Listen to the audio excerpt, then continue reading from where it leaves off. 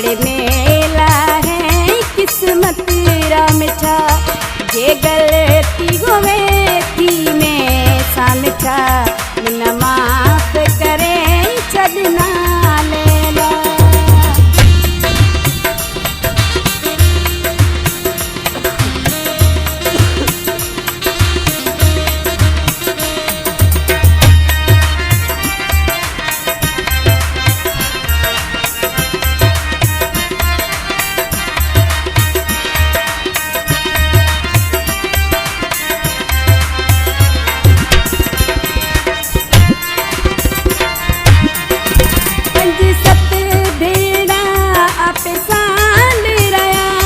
एक भी जरो करता ख्याल रहा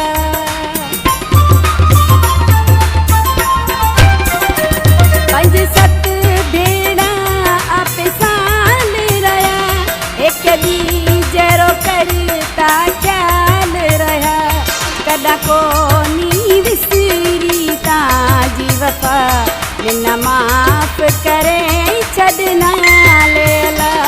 अज जाऊं पई ताजो पाड़ो छदे बड़े मेला है किस्मत रा मिठा जे गलती गोवे थी में सा मिठा मिन माफ करे छदना लेला।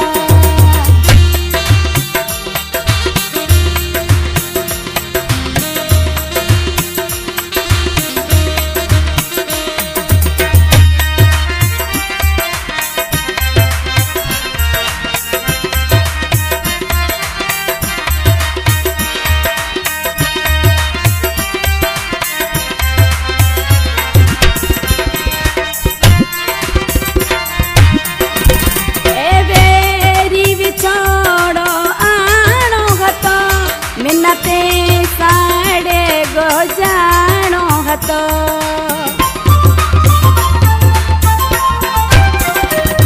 ए बेरी विछोड़ो आनो हतो मिन्नते साड़े गो जानो हतो पिछो भाग मजो अज थया प्या जुदा मिन माफ करे छदना लेला।